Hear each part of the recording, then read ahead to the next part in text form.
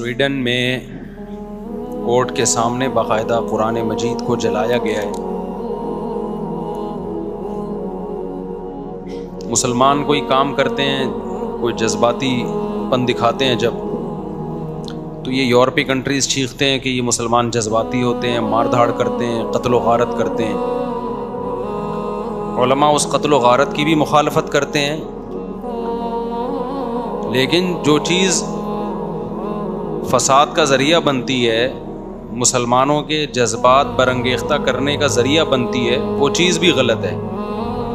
دیکھو اسلام نے حکم دیا وَلَا تَسُبُّوا الَّذِينَ يَدْعُونَ مِن دُونِ اللَّهِ فَيَسُبُّوا اللَّهَ عَدْوًا بِغَيْرِ عِلْمٍ, کہ تم ان کے جھوٹے خداؤں کو برا بلا مت کہو, ورنہ یہ بھی تمہارے خدا کو برا بلا کہیں گے. حالانکہ اسلام ان کے خداؤں کو جھوٹا کہہ کے بھی کہہ رہا ہے کہ ان کو برا بلا مت کہو. قرآن میں الحمد سے لے کے والناس تک کتنی جگہ بت پرستی کی مخالفت ہے کہ بتوں کی عبادت مت کرو, لیکن پھر بھی قرآن کہہ رہا ہے اس طرح سے رد مت کرو کہ یہ تمہارے خدا کو برا کہیں. تو آپ بتائیے, جو مذہب کسی دوسرے مذہب کا مذاق اڑانے کی اجازت نہیں دے رہا, اس کے باطل ہونے کے باوجود کہہ رہا ہے اس طرح سے رد مت کرو کہ وہ تمہارے خدا کو یا رسول کو برا بلا کہنا شروع کر دیں, تو وہ مذہب کتنا پیسفل ہوگا اور وہ کتنا لوگوں کے جذبات کا خیال کر رہا ہے. اور ان لوگوں کو آپ دیکھیں کہ آزادی کے نام پہ, ہیومن رائٹس کے نام پہ کس طرح مسلمانوں کے جذبات سے کھیل رہے ہیں. ہم یہ مانتے ہیں کہ یہ قرآن کس کی کتاب ہے؟ اللہ کی کتاب. تو جس خدا کو ہم اللہ مان رہے ہیں اور کریٹر مان رہے ہیں اور ہمارے ایمان کا حصہ ہے, اس پہ ہم جان دینے کے لیے تیار ہیں, تو ہم یہ برداشت کر لیں گے کہ اس خدا کے کلام کو ہماری نظروں کے سامنے جلایا جائے؟ یہ برداشت کر لیں گے ہم کیا؟ یہ کوئی جھوٹے مذہب کا ماننے والا تو برداشت کر لے گا جس کو اپنی کتاب کے اللہ کی کتاب ہونے کا یقین نہ ہو. اس کی میں آپ کو ایک مثال دیتا ہوں. دیکھو کوئی شخص آپ کے سامنے آپ کے باپ کو مار پیٹ رہا ہو اور آپ چپ کھڑے ہوئے تماشا دیکھ رہے ہیں, تو لوگ کیا کہیں گے؟ یا تو یہ آدمی بالکل بے غیرت ہے, غیرت ہے ہی نہیں اس میں, یا یہ کنفیوژن میں ہے کہ یہ اس کا باپ ہے بھی یا نہیں ہے. ایسا ہی ہے نا کہ پتہ نہیں, ہو سکتا ہے یہ میرے والد نہ ہو, ان کی شکل کا کوئی آدمی ہو, اور میں خام میں اس جنگ میں کود پڑوں اور یہ بعد میں پتہ چلا کہ یہ میرے ابا نہیں ہے.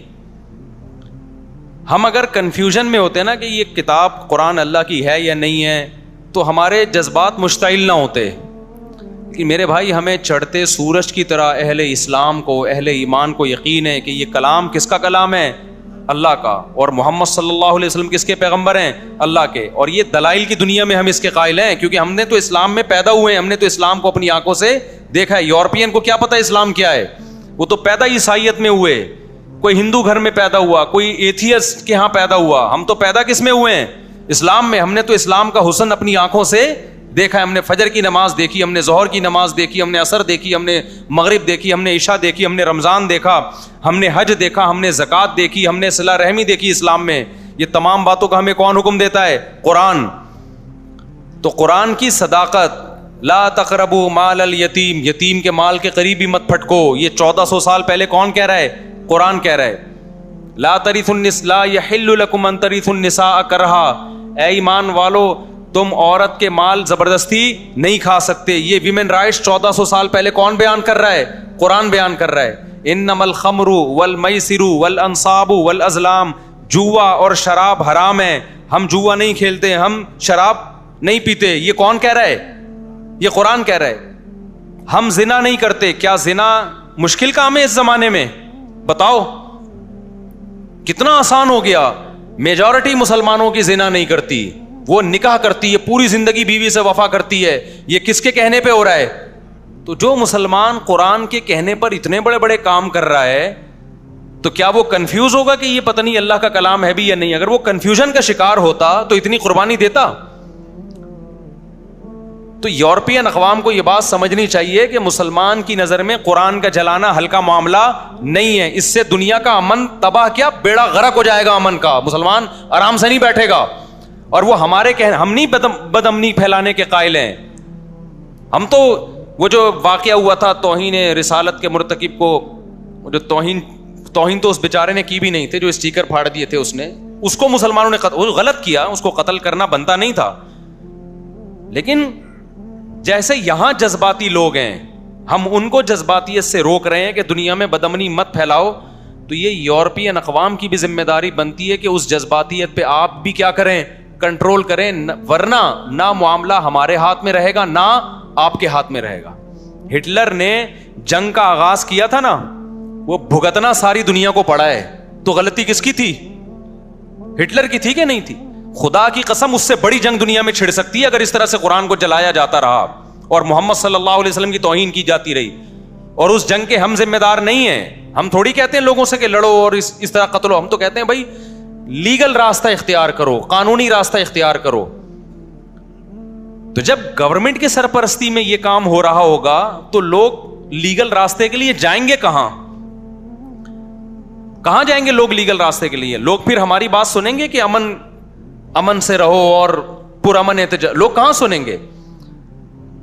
تو ہم تو ابھی بھی کہتے ہیں بھائی پرامن احتجاج کرو آپ, لیکن آپ بھی وہ کام کرو کہ دنیا میں امن خراب نہ ہو. مسلمان کسی قیمت پہ بھی پیغمبر کی توہین, قرآن کی توہین برداشت نہیں کر سکتے, ناممکن ہے. یورپین اقوام کو یہ بات سمجھ میں نہیں آ رہی ہے, وہ ٹرائی کر کے دیکھ رہے ہیں کہ ان کو ہوتا کیا ہے. آپ کھیلیں نہیں بھائی ہمارے جذبات سے. ہم کب کہتے ہیں کہ آپ قرآن پہ ایمان لے کر آؤ؟ ہم کب کہتے ہیں کہ آپ محمد صلی اللہ علیہ وسلم کو اللہ کا پیغمبر سمجھو؟ لا اکراہ فی الدین, اسلام کہتا ہے دین میں زبردستی نہیں ہے. لیکن آپ کو ہم قرآن جلانے نہیں دیں گے, محمد صلی اللہ علیہ وسلم کی توہین کرنے نہیں دیں گے. آپ محمد صلی اللہ علیہ وسلم سے اختلاف بھی کر سکتے ہو, آپ کے مشن پہ اختلاف کرو, جیسے کہ ہمیشہ سے غیر مسلم اعتراض کرتے رہے ہیں. اعتراض کرنا الگ چیز ہے, توہین کسی قیمت پہ مسلمان برداشت نہیں کر سکتا. اب اس کا حل کیا ہے؟ تو پہلا حل تو یہ ہے کہ آپ جس حد تک ممکن ہو سوشل میڈیا پہ اپنا احتجاج ریکارڈ کروائیں. اس احتجاج کا بڑا اثر پڑتا ہے دنیا پہ. وہ جب دیکھتے ہیں نا کہ سارے چپ کر کے خاموش بیٹھے ہوئے ہیں تو وہ سمجھتے ہیں کہ مسلمانوں میں غیرت آہستہ آہستہ کیا ہو رہی ہے, ختم. جس حد تک بھرپور آپ احتجاج ریکارڈ کروا سکتے ہیں آپ ریکارڈ کروائیں. نمبر 2, جتنا پرامن احتجاج ہو سکتا ہے کریں. میں پرامن اس لیے کہہ رہا ہوں کہ ہمارے یہاں بعض جذباتی لوگ کہتے ہیں کہ مولوی صاحب یہ پرامن سے قابو میں آنے والے نہیں ہیں. دیکھو اگر آپ بدامنی پھیلاؤ گے نا, اس کے سائیڈ افیکٹ زیادہ ہیں. کچھ فائدے تو ہیں لیکن سائیڈ افیکٹ کیا ہیں؟ زیادہ. اس سے ہوگا کیا؟ غیر مسلم لوگ کہتے ہیں کہ تم جب جذباتی ہو, تم لوگ جب یہ کچھ کر رہے ہو تو ہم پھر اگلا اسٹیپ اس سے بھی بڑا کریں گے. پھر وہ اگلا اسٹیپ اس سے بھی زیادہ خطرناک ہوتا ہے. تو باز نہیں آتا کوئی ان چیزوں سے. تو آپ احتجاج کریں پرامن, لیکن اس کا جو اس کام کو جو صحیح معنی میں کنٹرول کر سکتے ہیں نا, وہ مسلم حکمران کر سکتے ہیں. ماضی میں عمران خان نے, سابق وزیر اعظم نے آواز اٹھائی تھی, اس سے زیادہ پرزور آواز ہمارے وزیر اعظم صاحب کو چاہیے کہ وہ اس پہ اٹھائیں. وزیر خارجہ کو چاہیے آواز اٹھائے, سویڈن کے وزیر خارجہ سے ملے, وہ اس کے سفیر سے ملے, وہ سعودی عرب کو چاہیے احتجاج کرے, UAE کو چاہیے احتجاج کرے, مصر کو چاہیے احتجاج کرے. دنیا کے جب سارے اسلامی کنٹریز کے سربراہان سویڈن پہ دباؤ ڈالیں گے تو سویڈن کی گورنمنٹ اس عمل سے روکنے کے لیے قانون سازی کرے گی, اور جس شخص نے یہ کام کیا اس کو پکڑ کے سزا دے گی. وہ اس سے مسلمانوں کے جذبات ٹھنڈے ہوں گے. تو آپ پر بھی لازم ہے کہ آپ اپنے حکمرانوں پہ دباؤ ڈالیں, کیونکہ حکومتی لیول پہ جو کام کیا جاتا ہے وہ آرگنائزڈ ہوتا ہے, وہ تمیز سے کام ہوتا ہے اور اس کا اثر زیادہ ہوتا ہے. عوام جب اپنے طور پہ توڑ پھوڑ, مار دھار, قتل و غارت شروع کرتی ہے, اس کے فائدے کم ہوتے ہیں, سائیڈ افیکٹ اس کے بہت خطرناک ہوتے ہیں, بہت گھناؤنے نتائج ہوتے ہیں اس کے. تو اس لیے اپنے حکمرانوں پہ بھی سوشل میڈیا پہ دباؤ ڈالیں کہ بھائی آپ آواز کیوں نہیں اٹھا رہے. ہمارے سفیر کو چاہیے آواز اٹھائے, سویڈن کے سفیر سے ملے, دباؤ ڈالا جائے, یونائٹڈ نیشن میں اس مسئلے کو اٹھایا جائے کہ ہماری نظر میں یہ مسئلہ ہلکا نہیں ہے. دیکھیں پوری دنیا میں چند اصول ایسے ہیں جن کو ساری دنیا مانتی ہے. یونائٹڈ نیشن مانتی ہے ان قوانین کو, یعنی بناتی ہے اس کے لیے, ان اصولوں کے لیے قوانین. وہ کیا ہے کہ دنیا میں بدامنی اور نقض امن کوئی بھی برداشت نہیں کرتا کسی کے. دیکھو یوٹیوب کی پالیسی ہے, ہم جب قربانی کے جانور ذبح کرتے ہیں آپ ولاگ بنائیں, لیکن جانور ذبح کرتے ہوئے آپ یوٹیوب پہ